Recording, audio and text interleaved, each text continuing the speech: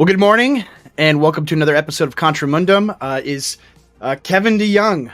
It's Kevin DeYoung Day today. We have an emergency podcast to discuss the Kevin DeYoung article on culture war, Doug Wilson, and the Moscow mood.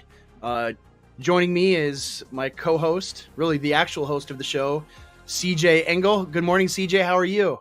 Good. Thank you. Thank you for scheduling this in such short notice. I told you I had a 60-minute window and you're like, let's fill it. Let's do it. So, Yeah. all right. So emergency. This is an emergency broadcast coming straight from my California bunker and Andrew's own bunker in Wisconsin, wherever you're from. Minnesota. I'm just joking. You do that on purpose, and I do that he does on purpose. this to upset me because Wisconsin is the worst. I do know your address because I fulfilled my duty to send you some gum. Finally, after 6 months, I have the Greco gum right here. Yes. Right here. And CJ had to take his out so he could sound, didn't sound like he was a cow chewing. He chews it all day long, as you could tell by that beautiful jawline. So before we get going, maybe some people are not familiar with Kevin DeYoung. There might be some people that this just shows up in their algorithm and they're watching us because they saw, two good-looking young men and they wanted to hear what they had to say. So who's Kevin DeYoung? Who is he? Why is he a big deal? I mean, that's a question for you. Is he? He's part of the Gospel Coalition still, right? He's like, well, let me just say this. We're probably going to be generally critical of what's going on here, but of all the Gospel Coalition people, he's not like an enemy guy. He's probably the best. Actually, he's a decent guy, and I appreciate it. I have nothing against him, really. I don't have things against a lot of people unless they start throwing bombs my way, basically. Exactly. Yeah. I think he's probably the best, or clearly the best of the Gospel Coalition crew. And that's, sort of what makes it so disappointing is like, why is he even there? Right? Why is he with these people? And he's a serious guy, and I think he's very reasonable. And he's well-meaning. He's well-meaning too. Yeah. He's trying to make reasonable criticisms of culture warring Christians, evangelical Christians on the right, especially. And that's, I think that's where one of the problems is. And because you look at everything going on today, how insane the world that we live in is, how, you can listen to the whole back catalog of episodes. We talk about so many of these things. And yet the thing that has a bee in their bonnet is Christians responding to how nuts the world is, right? That's what's upsetting these people, right? And so that's what's disappointing about it to me, is that he feels the need to call out Christians who are going after, and actually standing up for their historic way of life, right? That's the problem. Yeah, so it's funny because in terms of my disposition, I generally present myself and behave as like Kevin DeYoung would want me to, right? Like that's just how I grew up and all that. But I can't really imagine in our state of the world, like counter signaling people like Douglas Wilson. Yeah. You know what I mean? I'm not really, I don't mind. I guess I'm not bothered by some of the things that Kevin DeYoung is obviously bothered by. But it just wouldn't dawn on me to spend bandwidth. That's the meaning of no enemies to the right. And DeYoung is not making Wilson an enemy here, but that's kind of the point of it, is like, why are we spending bandwidth on this stuff? Is kind of my overall instinct. But like, for the most part, there's nothing wrong per se with little critiques. And I think Michael Foster said this online, like, we have disagreements with how Wilson presents himself, but why are we making this the object of our conversation right now? Yeah. And so I don't think we're going to have time to read the entire article. I know everyone loves it when we do that, going through piece by piece. The beginning part of his article, just basically is about, it is about culture war and conflict. He talks about the Crusades and Christopher Dawson, his book, Religion and the Rise of Western Culture and Christendom, and things like this. The concluding paragraph of it is, Dawson's thesis, though concerned with the rise of Western culture in the Middle Ages, is instructive for our own age. For many of us, it looks as if Western culture has been overrun, whether by Muslim immigration in Europe, critical theory in our universities, sexual degradation in our popular culture, violence in our streets, or plain old anti-Western vitriol in the hearts of many Westerners who have no idea how much more miserable the world would be if their deluded wishes came true. This is all correct. If this is the world we live in, or even something generally headed in this fearful direction, the question we in the Christian West are wrestling with, or should be wrestling with, is what to do now, right? And so then he goes to the appeal of the Moscow mood. So anyway, yeah, I mean, you want to cover this, like this paragraph? Do you want to go through this? Should we read it and discuss? You mean the Moscow mood? I mean, Yeah, I don't really have a problem with what he says. I mean, this is exactly why, and this is, I think Kevin DeYoung recognizes why there is an appeal to the Wilson camp, right? So yeah, he understands that, whereas other people in Big Eva, they just have no understanding of what's going on here. whatsoever. I think Yeah, that is a point in DeYoung's favor, because absolutely. he recognizes not only are things really bad, but they're not just really bad in an ivory tower sense. They're actually Yeah, bad on the main street. They're actually yeah. bad in people's lives, and people are looking for outlets, and they're frustrated, and they should be frustrated. And Mm-hmm. they're looking for avenues to express their discontent. And when it comes to such horrific enemies as we have now, it needs to be met with a corresponding angst. It needs to be met with Yeah. corresponding a sort of confrontational spirit, as we defend those that we love, and to defend the civilization that we love. So I think he recognizes that, and I don't really have a problem. Like I said, I don't really have a problem overall with the article. It's just, I do a my little bit. Let's get well, maybe we can I get mean, into that. there's little points, but Mm-hmm. as I said on Twitter, like, no tone policing to the right. Yeah. I don't get that. I don't get why we're spending time on it. The other thing is, we talk a lot about, like, being all things to all people, and that, God's created different types of agents to Mm-hmm. carry out mission, and some people are supposed to be ivory tower people. Yeah. Some people are also supposed to raise the Jolly Roger. I mean, there's room for both. Yeah. It's I think it's silly to, like, divide over those little things, because we're appealing to different crowds, and there's different purposes for each of these things. Well, I think that's what we have on this podcast between you and me. Right? You're the intellectual. I'm not. I can read the things that you read and enter that world. That's not my world, right? That's your world. Mine is more, spitting on your hands and hoisting the Jolly Roger, right? Mm-hmm. And so I think you're right. You have to have both. Although, I mean, it's interesting. Like, let me read the last paragraph in this section, where he says, and I think he's largely accurate. I convinced the appeal of Moscow is visceral more than intellectual. That's not meant to be a knock on the smart people in Moscow or attracted to Moscow. It is to say, however, that people are not mainly moving to Idaho because they now understand Revelation 20 in a different way, or because they did a deep word study on ta ethne in the Great Commission, or even because of well thought out political philosophy of Christian nationalism. Those things matter to Wilson and his followers, but I believe postmillennialism and Christian nationalism are lagging indicators, not leading indicators. That is, people come to those particular intellectual convictions because they were first attracted to the cultural aesthetic and the political posture that Wilson so skillfully embodies. In short, people are moving to Moscow, whether literally or spiritually, because of a mood, or as the kids would say, a vibe, right? The vibes.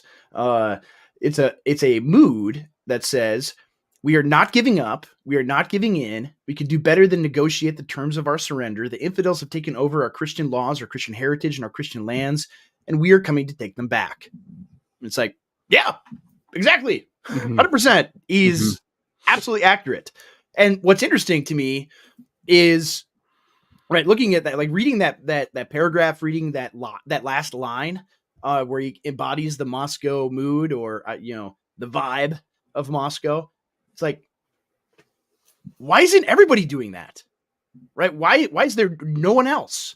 right? Why is there no one else in evangelicalism that speaks that way, that thinks that way? And whether it's, in the visceral sense, like Doug, or in the intellectual sense, right? I mean, which we would maybe say that's like Stephen Wolfe, right? Hmm. But why are those the only people? Why is everyone else just content to sit around and peddle approved platitudes all day long, say what they're allowed to say, and like he said, negotiate the terms of our surrender, right? Hmm. Why is that the case? Why is there no one else willing to fight? That's the reason why Hmm. people are attracted to Moscow, right? And he's right that the other stuff Yes. So is a I think lagging that's, indicator. yeah, I think that's all correct then. Yeah, Yeah, I don't.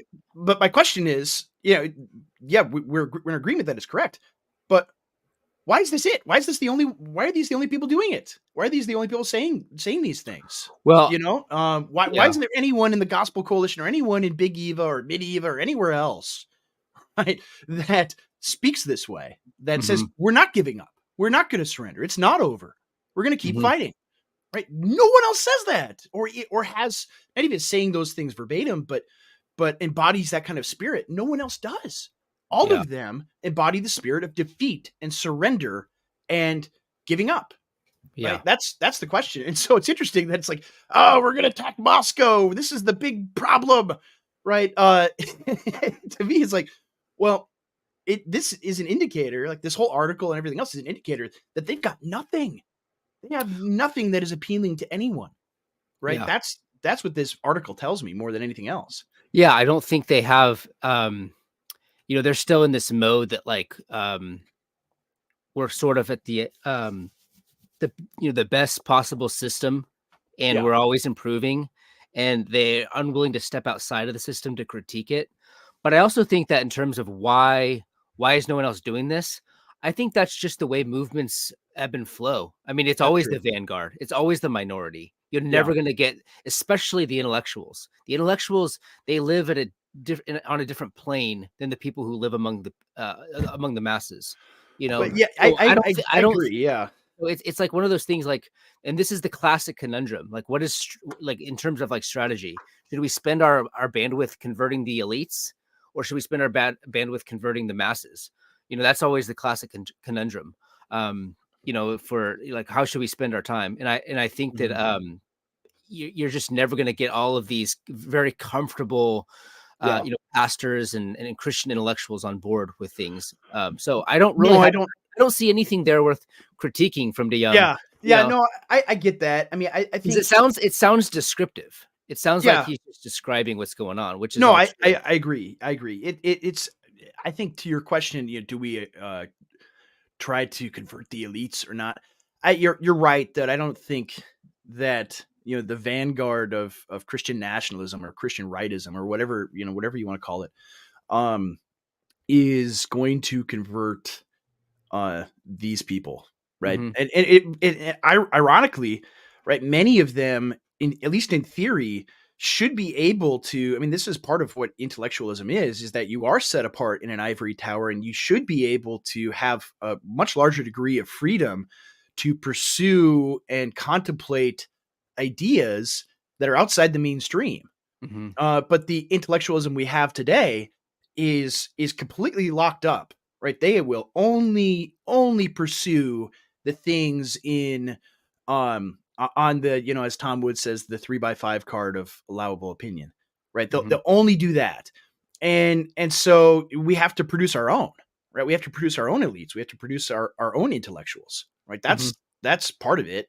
And so this is a good point here. Let me pull this up. Let's see. Can you see it? Yep. All right. Yeah, convert local elites. I think that's true. Or produce our own. I mean, create local community. I mean, you look at Moscow, for example. Is a great example. Like they have a small community. I mean, it's fairly large in terms of like Christian for what they are. It's like the big one where there's thousands of Christians in the churches in Moscow, and Hmm. they have all sorts of people that own businesses that are very successful, and within the hierarchy there, as there are hierarchies everywhere, they have produced their own elites. They've produced their own people that have economic power and growing political power. Though Moscow, it's a little bit the political situation there is interesting because it's a very conservative state, but the town of Moscow is like the most liberal town in the entire state of Idaho Is that because because of of the the college. college? Yeah, Yeah, yeah. because the University of Idaho is the main employer in the town. So I don't know if they're ever. I mean, until the Doesn't the American town Caesar comes and shuts down the universities, it'll be that way there. But yeah, doesn't the town basically, like, hate them? yes and no. I mean, I think they've. Yeah, there has always been a large degree of just insane lefties that view them as like the Taliban. Um, But I Yeah, think many of the, like, local people have kind of made their peace, understand, like, they're here to stay. They're not going anywhere, so you you should, try to get along. But there is a faction of people from the university that hate them. mhm, But what Moscow is an example of the kind of things that we should be building, right? So, yeah, convert, local elites and produce your own. Produce your own where you are, right? mhm, Build Moscows all over the place, right? It shouldn't be the only one, it should be the one that we should seek to emulate. Um, and so within the article, right, he talks about, where the mood misfires. And I think this is the part where, like, a lot of our guys have read this and laugh about it and meme about it, and which is maybe fair. Um, but I think it's always worth looking at someone who's genuine and sincere. And I think DeYoung is sincere. Like, most of the people that are critical of Moscow and critical of Doug and critical of us are just nuts, right? They're mhm. people that hate everything that we do, everything that we love, and so, right, you just can dismiss them and mock them and make fun of them. And that's perfectly valid to do Right. so. But here, I think it's worth at least considering the things that he says. Mhm. Um, and what he said, he talks about, like, no quarter November and Doug, letting stuff on fire and things like this. Like, the 2023 No Quarter November video ends with a Clint Eastwood style close up of Wilson puffing a massive cigar, Yeah. strapping on a giant flamethrower and setting Yeah. ablaze an assortment of Disney characters and media logos. This is the part that's actually, like, silly because, um, okay, I don't understand why we can't have fun. That's the thing that I don't Yeah. get. Yeah. You're Yeah, not that's allowed to have fun. No fun. yeah, Well, that's the thing that I see. This is where I do disagree with DeYoung, yeah. because there's a huge disconnect there. People aren't going to be persuaded. People in general are not persuaded by reading, like, the tomes, reading Yeah. the systematic theologies. Yeah. They're converted by the mood. They're Yeah. converted by, The and vibe. the You want vibe. the vibe. And Yeah. these are more modern words, but Yeah. this is how it's been going back thousands of years. People are downstream from the vibe. Like, Yeah, there's that's they want, yeah. ethos and thumos. They don't Mhm. want, right, they don't just want facts and arguments, right? Yeah. People are not convinced by logic, right? Right. Right. That's one of the things. And I think some of it too is, right, within the kind of flavor of reform thought or Presbyterianism that DeYoung represents, is very much in the stream of, Puritan pietism, where it's very dour, right? You're not allowed to have fun, right? There isn't, Right. which, I mean, is maybe not fair to the Puritans, because those were people that too also did have fun. There's a reason why Puritanism took off in England. um but the American, iteration of it is just a very dour and no fun allowed. You have to be very prim and proper, very bourgeois and middle class, and you see that, in his critiques of Moscow, right? Doug being kind of silly and burning stuff with a flamethrower and stuff like that. You're not allowed to do that, because that's not you. That is not respectable or holy, right? Mhm. That's not for, yeah. And so that's always this emphasis on holiness, and their definition of holiness isn't, right, what the Bible calls holiness, being right with God, being faithful to His word, and pursuing God's glory and so forth. Their vision of holiness is perfectly conformed to, like, middle class bourgeois, politeness and sensibilities, Mhm. right? And so anyone who steps outside of that is a is not holy, right? There's some unholiness about this. And that's a big reason why, like, I don't know if you saw like stuff that Chris Wiley was saying about this article. No, yeah. What was he saying? I didn't see it. I mean, his opinion, and I think he's absolutely right, is that guys like DeYoung and certainly the Gospel Coalition as a whole and Big Eva as a whole is um they don't care about blue collar people, right? They don't care about like working class people, regular people, or even lower middle class people. Right? They don't care about them. And I thought about this like a thought experiment. Like, what if Kevin DeYoung showed up at the Wasika American Legion on Steak Fry night, right? And he sits down at the bar and orders a Diet Coke, or whatever. Like, and I just imagine him like trying to have conversation with people in my town, right? Regular blue collar people that show up to the Legion or the VFW for Steak Fry night.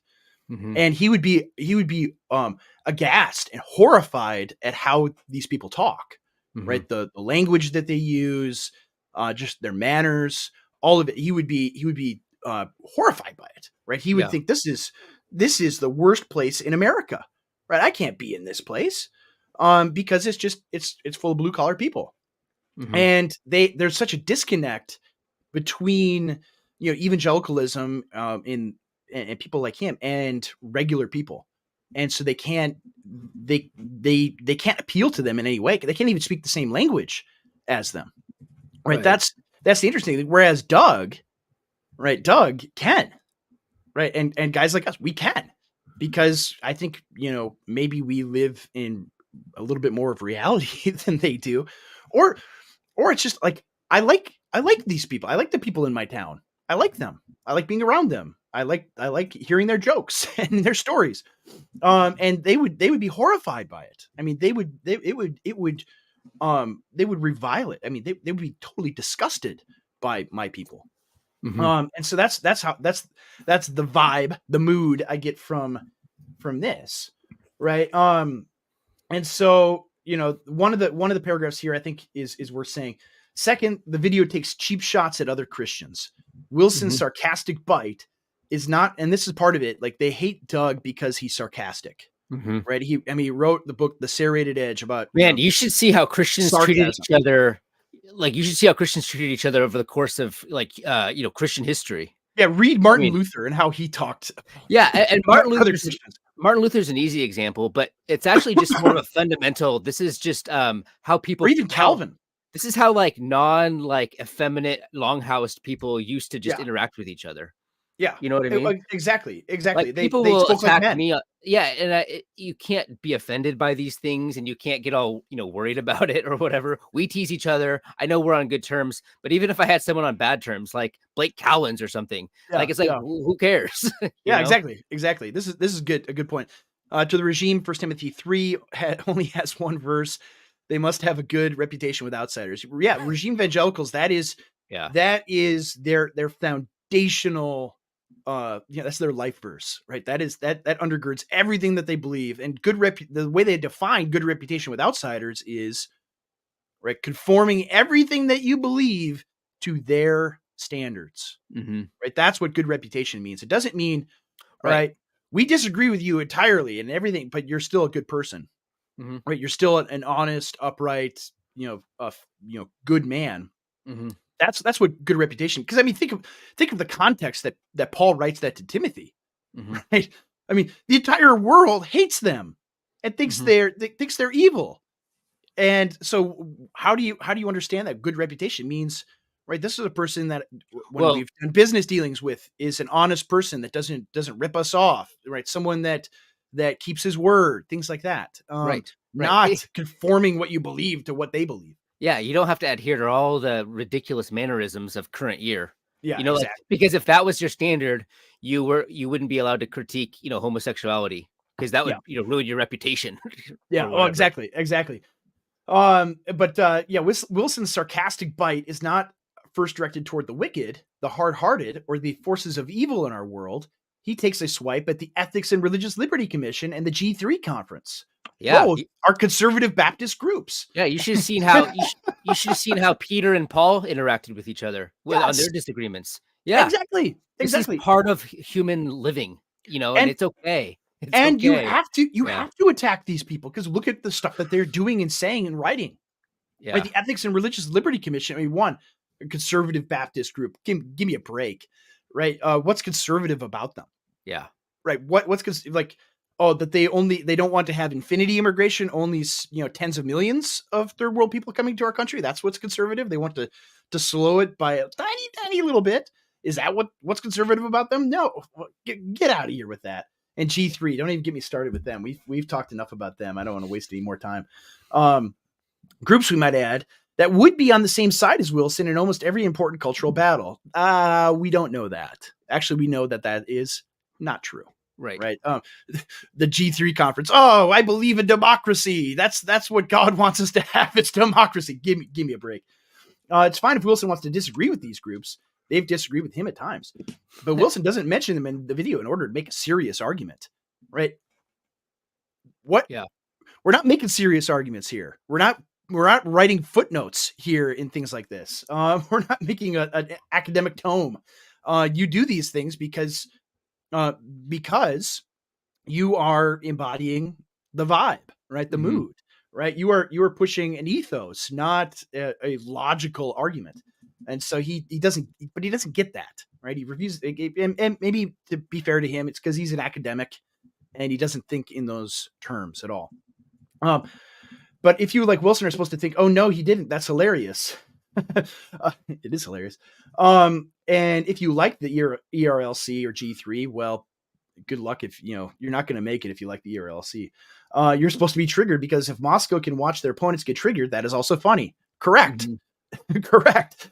When serious criticism is leveled at Moscow, the response often includes a smattering of mockery and memes. Right. Well, it's not serious criticism that's leveled at them ever. Like Kevin DeYoung is one of the few people that's offering serious, reasonable criticism. And we're not making, I mean, I've seen some memes that are kind of funny about this, but really the reality is, right, we've taken it seriously. Even Doug, right, his initial response is, right, don't attack Kevin DeYoung as an enemy, basically. Don't attack him as an enemy. He's a reasonable man, and I'm going to write something about it, but don't attack him as an enemy. And I don't think we're doing that here. Right. But like DeYoung doesn't get it. Like all the people that attack Moscow and attack us, more generally, right? They're not serious people that are worthy of serious criticism, right? They deserve to be memed and mocked, right? Because they're not offering anything that is worth criticizing at all. Whereas I think DeYoung actually is. This isn't Wilson using his famous serrated edge to make a prophetic point against a godless culture. Actually, it is him using it because it is because the G3 and the ERLC defend it. Yeah, and they've absorbed it. They've absorbed it. It's part of their ethos. Yeah, exactly. Yeah, right. Exactly. Right. This is intentionally making fun of other Christians for a quick chuckle. Yes, it is, but there's a point to it. Right. Like you said, the point is that they are regime evangelicals. Yes. And they need to be mocked for it. That's the point. Fourth, the very video is squarely focused on Wilson himself. Whatever, that's part of it. Doug is a persona. That's fine. He's a persona, and it's like this is part of they don't get having fun either. Yeah. You know what I mean? Like we all have our quirks, and like this is no one else could pull it. Like, can you see James White or someone like that doing this? No, it doesn't make sense. This is just maybe James White, but yeah, but no, it wouldn't work. It wouldn't work if he did it. No, stop. Exactly. Just stop. I have a soft spot for James White, so I'm not gonna. That wasn't a critique of James White, but like this is just part of who Wilson is, and this is why he's effective. Yeah, no, I know. And going down, I mean, I think he talks about the 2021 video. Says that we should ignore the world, tell the truth, let the world explode if it wants to, but that's not what the video communicates in effect, nor what No Quarter November or the focus of Wilson's whole ministry is trying to accomplish. No Quarter November does not give us a month of posts on the loveliness of Christ or the power of prayer or the finer points of Reformed soteriology or the wonders of the cross or the total trustworthiness of the Bible or of the holiness of God or the glorious intricacies of Trinitarian theology. The month is largely about speaking into a host of hot button cultural issues. Yes, because the details on theology is actually in really good health right now. Like, like if you grab like just a general book from these conservative resources, all those things are in. I mean, there's some disagreement and stuff like that, but overall, it's ridiculous to expect someone like Wilson to be doing the same things everyone else is doing. Yeah. I don't understand why he can't touch on everything because Well, because it's not close to G3's heart. yeah. Therefore, it's a waste of Wilson's time. That's Well, silly thinking. that's part of it too. Is that yeah? I think you're right, CJ. That um, those things are in largely very good health, right? There isn't a whole lot of disagreement within the Right. church on the power of prayer or the loveliness of Christ or the Hmm. finer points of the Reformed soteriology. I Right. mean, federal vision and things like that notwithstanding, right? There isn't a whole lot of disagreement in that in any of those things because and so ultimately what those things are safe, right? Those are safe things to talk about. Right. That's why the G3 guys can go to the Vatican and wear their Martin Luther shirts, right? Yeah. Because that's a safe thing to do. It is safe. Yeah. It's safe. It's not safe in the 16th century to do that. Right. That's why if those guys were transported in a DeLorean, right, back to the 1600s and they could speak the vernacular, They would right, have they said would. Martin Luther is ruining his reputation. Yes, exactly. They would be Yeah. opposing him. They'd be Yeah. opposing Calvin. That they would just they want whatever is safe, whatever is even whatever will keep everything on an even keel and keep everyone comfortable, right? That's their ethos. Right. Ultimately, right? They don't want conflict. They Right. don't want to fight the bad guys. And Wilson does. Right? That's why he's popular with all of with young, especially young men, is because he wants to fight and no one else wants to. They're all Hmm. terrified of it. Hmm. Right. And so, but Wilson enjoys striking a match, right? When he makes references to white babies or it's great. Uh-oh. Can't mention Uh, that. or not having sex with unstable women. Well, yeah, what a controversial thing to say. He's not trying to douse the cultural fire around us. He's trying to fan the flames.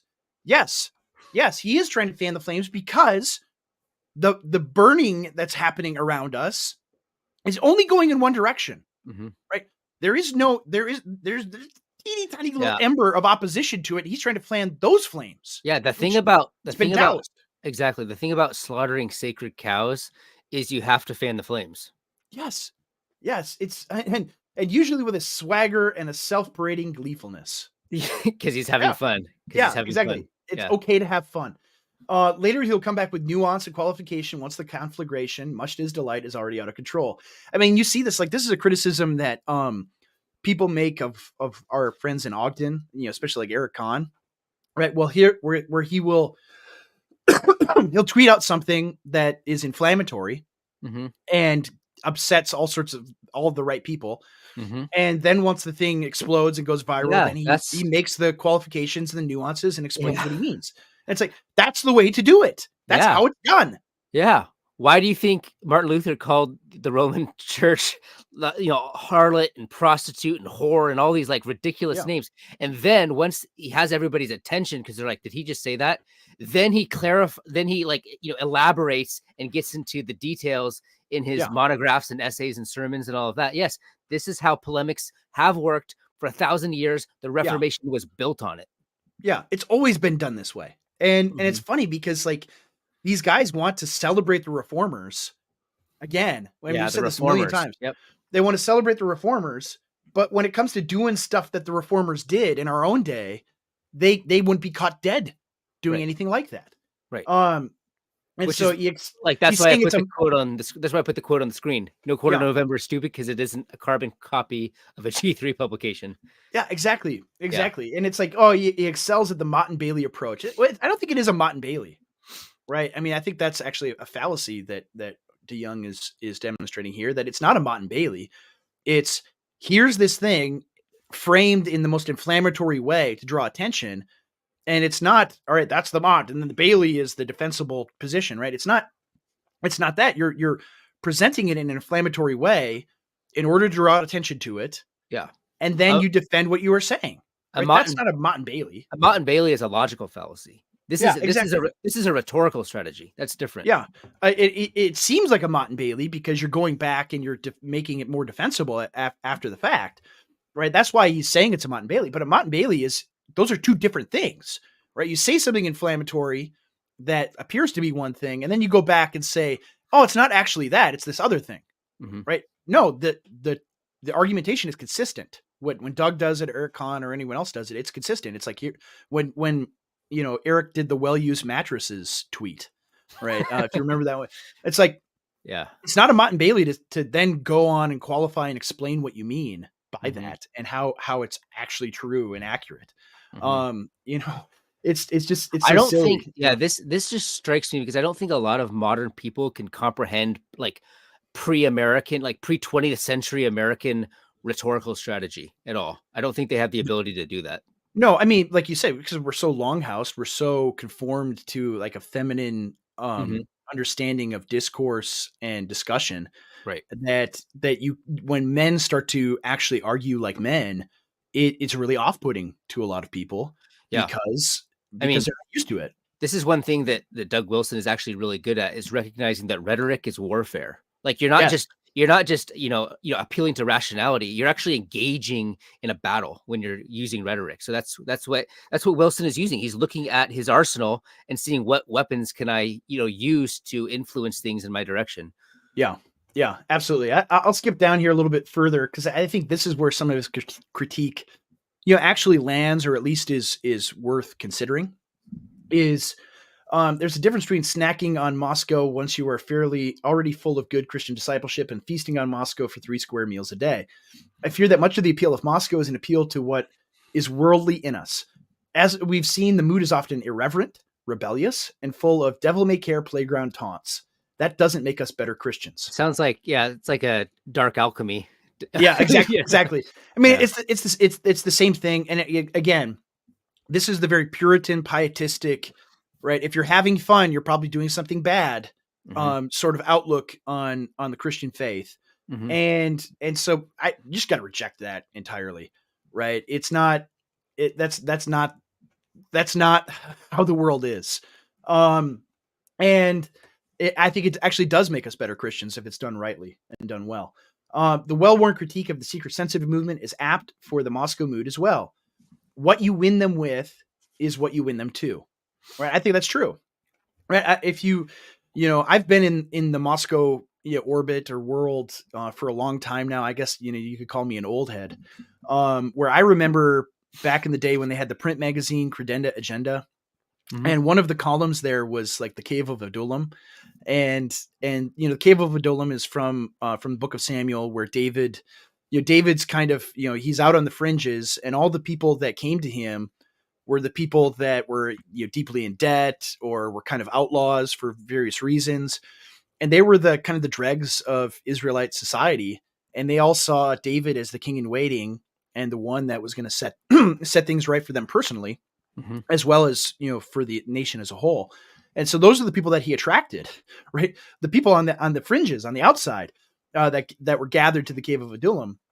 And so this has been a thing that Doug has been aware of right the entire time, is that when you are outside of the mainstream, you are going to attract people who also are outside of the mainstream, or are not going to be the good little boys, right? Like Kevin DeYoung.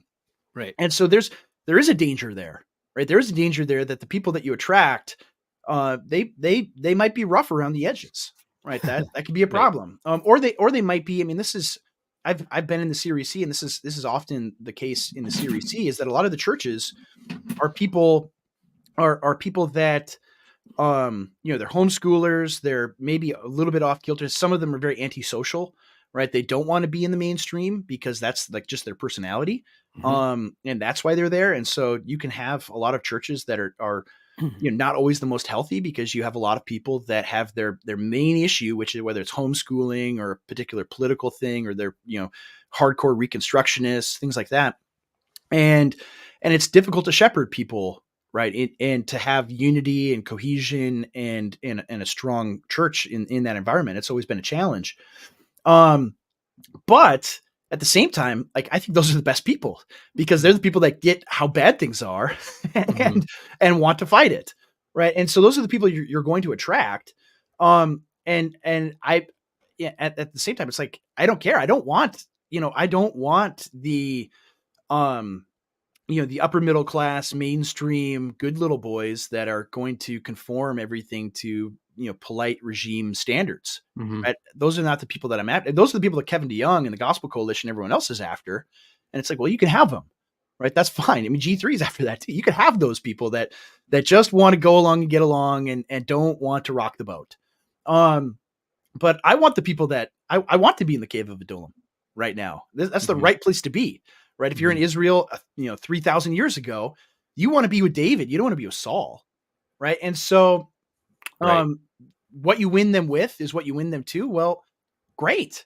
If I win people with fighting what is evil and bad and the conflict of our day, that people are aware of it and want to fight those things, right? Great, Yeah, good. Those I are the don't people I want. I don't know why we have to choose between, like, using a confrontational approach and using like a loving, caring approach. Like, these are very different tools. Yeah. Like, as a pastor, Andrew, like, as a pastor, you know that there are times when you need to be like, come alongside one and be sympathetic and let them Hmm. cry with you. That's a tool that you can use, and it's different than when you are supposed to be confrontational, sarcastic, and Oh yeah. bombastic and all those things. Yeah. Those are both tools that you can use. I don't know why we have to divide and say this one's appropriate, this one's not appropriate. And Oh yeah. I think DeYoung admits as much in here when he talks about Mhm. his response to the death of Rachel Held Evans. I mean, Yeah. Wilson's very aware of the fact that there are times for this strategy and there are times for that strategy. You Yeah. know? Oh, absolutely. And that's the thing. Like, I mean, I know Doug personally, and it's funny because on a interpersonal level, he's very kind, very patient, Mhm. very humble actually. People don't think that. Um and and his pastoral approach is just that. I mean, there's a time for fighting and there's a time for binding up wounds. Right. And he gets that, right? In terms of his like pastoral ministry, on the ground, he's very much like that. But Right. the public ministry, you have to be a fighter, especially in current year. You This is that have I to mean, be. that brings up a really good point. I mean, when you're caring and loving and, binding wounds, you're engaging at a very pastoral, like, intimate, Mhm. one-on-one, micro situation. That's you're abusing that tool when you're using it in a publicly displayed way, Yes. right? That's Yeah. what's going on here too. And But that's we're what's expected subversive to. about it. Yeah. Yeah, this is Yeah. part of the being longhoused.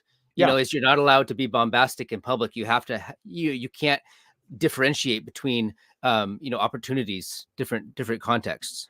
Speaking of bombastic in public, the really the money quote is the next two paragraphs, and I think we should read these here. Okay. Even more troubling is Uh-oh. Wilson's deliberate decision to use uncouth at best and Yeah. sinful at worst language, especially language of a sexual nature. His Mhm. own denomination has criticized his unnecessarily provocative language, including the use of phrases like small breasted biddies and lumberjack dykes. At other times, he's used, without asterisks I've inserted, words like, can I say this online? I think, well, Doug Oh. said it, so I think I can. No. Okay. Well, I don't have to. I don't have to say all of them. You can read the article and see them for yourself. He Yeah. puts asterisks for the very sensitive eyes. Yeah. Um, he D word, C word, A word, B word. You can go yeah look it up. But yeah, yeah no. yeah. Use like George Carlin words. You know. Also gaytard and then the F word that rhymes with maggot. Fudge packers and circle jerks. A term I had to look up, but I wish I hadn't. To my knowledge, Wilson has not expressed regret or repentance for this language. To the contrary, he has often defended its use. When I were I to use these words in public or in private, I would be quickly confronted by my elders and likely brought before my presbytery for questioning. If I persisted, I would probably be deposed as a minister, and rightly so. Yeah. Such language constitutes filthiness, foolish talk, and crude joking. Mhm. Which of the Puritans, or Southern Presbyterians for that matter, would have dared to speak this way? Well, Martin Luther would have. Or even Dabney, like Yeah. like, Dabney was pretty intense too. So, Yeah. I mean, first of all, yes, if you use, there's a lot of words that you can't use anymore. Like if you called someone a whore, like you would probably be confronted by elders for that. Yeah. You Oh, know, so absolutely. that's not Yeah. really a standard that I'm interested in. But personally, I personally would probably tone down the phraseology. But again, I'm not. It doesn't make That's your sense to personal me. disposition, you know. It doesn't make sense to me to tone police on these things. Oh, But exactly. And like the Ephesians 5:4, filthiness, foolish talk, crude joking, right? What context is Paul using that in? Right? Is he, because again, and this is a point that Doug makes, like you read Ezekiel, right? And if you apply it Ephesians 5:4 in the same way that DeYoung is, you would have to condemn many of the prophets for the language that they used.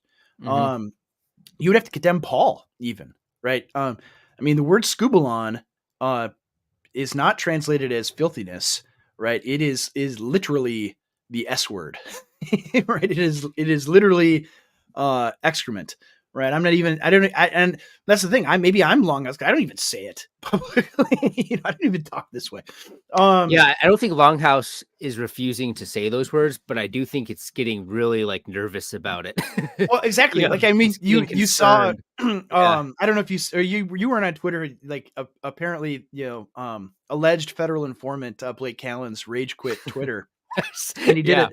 He did a Yeah. space, and one of the clips that people did is like he says, all of these Christian nationalists and these guys on the online Christian right, really, they're I don't know if I should say this. Forgive me for saying this, but they're buttholes. Yeah. And I just look at that, or I look at DeYoung, and I look at how afraid they are to ever say anything crude Yeah. or vulgar in the true sense, not your common speech, right? Mhm. Stuff that blue collar guys would say. Um, and they treat it like it's the unforgivable sin. Like if I say a naughty word, like I'm definitely going to hell immediately. Like God might just strike me down dead if I say a bad word. Mhm. Like that I think is much more typical of the longhoused attitude, where it's just this very bourgeois middle class standard where the most evil thing you could do, well, one is racism, and number two is saying naughty words, right? And they're almost it's almost 1 to 1, Mhm. right? They're terrified of ever saying that, and ever saying anything uncouth, right? Right. And so that I think is part of it, is right. It boggles my mind, honestly. I also can't imagine Doug Wilson using these words from the pulpit, Oh, of course right? not. Or in Never. front of his congregation, Yeah. because again, it's a tool, and it's Yeah. not a tool I would be comfortable picking up, but it seems to be part of the function that God has for Wilson, someone like Wilson. And I have a lot No. of disagreements theologically with Wilson. Um, but again, this isn't about intellectual disagreements. This is about the mood, No. you Oh, know. exactly. Exactly. Yeah, I think Adam here is correct. I'd say sharp, harsh, or shocking rather than crude or vulgar. I mean, even vulgar, like the etymology of the word vulgar, just means common. It's like common speech, right? I mean, the like Latin vulgate is the Bible translated into the common tongue, Latin, that people spoke at the time, right? That's what vulgar means. Is you go down to the construction site. How do men talk there? Mhm, Right. mhm. That's what vulgar or vulgarity means. It means decidedly not middle class. Right. That's what vulgar means. And so Doug is speaking like a not middle class guy when he does these things, when he Right. says these things. Not not he's not talking, making tawdry jokes for the sake of titillating an audience, right? Mhm. That's not the point of these things. He does it to shock people because they should be shocked, right? Because things are very bad. I mean, it's interesting, right? The entire tone and the tone policing of this is very similar to Rod Dreher's attack on me, and actually on Moscow too, of my book, because it's like, oh, he's an angry young man. He's so angry and he's so Why are you vulgar, angry? right? How could you Why are be you angry? angry Yeah. about the world that we're living in? How could you say these things about and remember, like the one that really set people off was Doug talking about what's that disgusting, hideous freak Lutheran pastrix? I can't think of her name. She's awful, but she did this stunt where she had all these, deconstructed evangelical girls melt down their purity rings and turned it into a statue of a vagina and gave it to Gloria Steinem. Right. That's when Doug used the C word, he was talking about them, right? In order to Right. shock people. Right. Because you should be shocked. And the irony is people like DeYoung and like the way more upset at Doug for using that word to describe these women. Oh, how could you talk about women that way? Oh my goodness. It's like, look at them. Look at what they're doing. Look at what they're celebrating, right? They literally make a vagina idol and hand it to the most obnoxious, horrible feminist icon in the 20th century. And you're like, he really shouldn't have used that word. That was a really bad word. Can't believe he did that. Yeah. Rather than saying, "Oh my goodness, this is horrible. How can these people be doing this?" Yeah. Right? They don't care about that. Right? It doesn't bother them because they think, well, we're exiles here on the earth and we look forward to a heavenly country, so we shouldn't really care about stuff like this right now. And it's like, they don't know the time of day. Right. Yeah. That's basically it. I mean, and he goes on, talking about these things, and he says, oh, well, here's a more excellent way, right? I'm a fan of satire. I like these things, but Doug could set a different mood, right? Still full of Chestertonian mirth, but focused on better things in a better way. After Rachel Held Evans, the progressive Christian writer and scathing critic of Wilson, sadly passed away at only 37 years old, Wilson wrote a moving article full of sympathy and grace. He showed genuine pastoral sensitivity without giving away an inch of theological ground. And this is like you said, this is the thing that DeYoung, I think, doesn't get is, right, there's a time for that, and there's a time for attacking. When Rachel Held Evans was alive, if she were still alive, would Doug say anything full of sensitivity and grace toward her? Absolutely not. Of course not. Of course not. What? Nor should he. Right. This is an enemy. This is a person that is destroying the church and attacking the church, a Jezebel from the book of Revelation. And you shouldn't, right? And what is he implying here? That's what he should do, right? When she's still alive, right? It's like, no, she's a cautionary tale. This is what happens to people like this, right? And it's a tragedy that she became what she did, right? That's the problem. That's why he wrote that way. And it's funny that he doesn't get it. Right? I'm reminded of, this is kind of a silly analogy, but I'm reminded of like my own experience. Some people know I used to be like extremely obese, right? Like 280. Yeah. And I just remember, and this is kind of an online meme, but it's true for me. Like literally my friend was like, dude, you are fat. You seriously are way too fat. It's like, it wasn't a, here's a list of 10 reasons why this is bad for your health or whatever. It's like, dude, you're obese and it's disgusting. It's gross and you need to lose weight.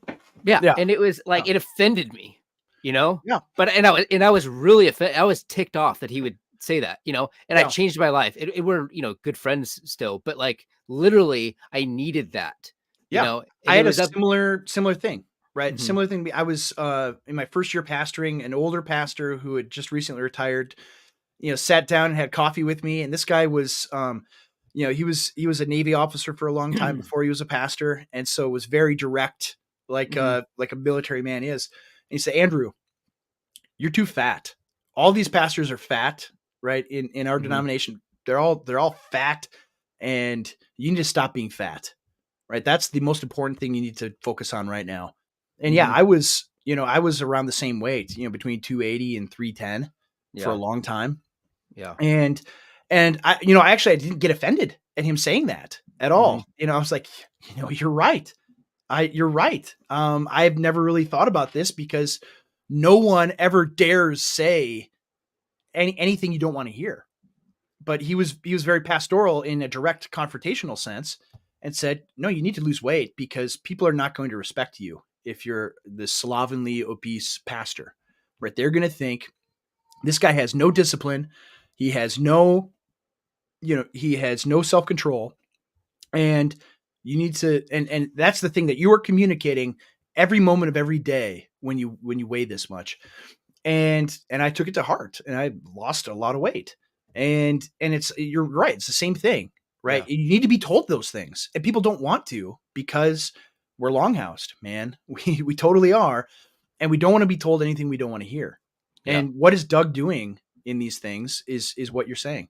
He's telling people things they don't want to hear that they desperately need to hear. Mhm. And he's doing it in a way that's going to cause a commotion, which is yeah, we need a lot of commotion right now, you yeah. know?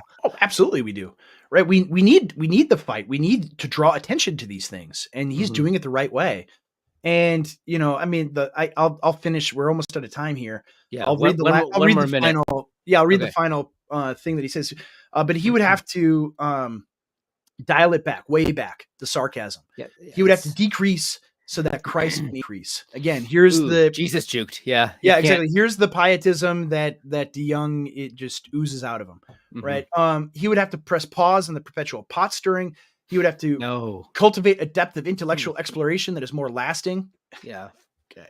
Uh, and ultimately more helpful than a surface level spray into the controversy du jour.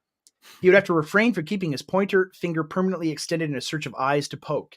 He could try to be an evangelical statesman or lean into his role as a seasoned mentor to young Christians. Well, think about the evangelical statesman that we've had.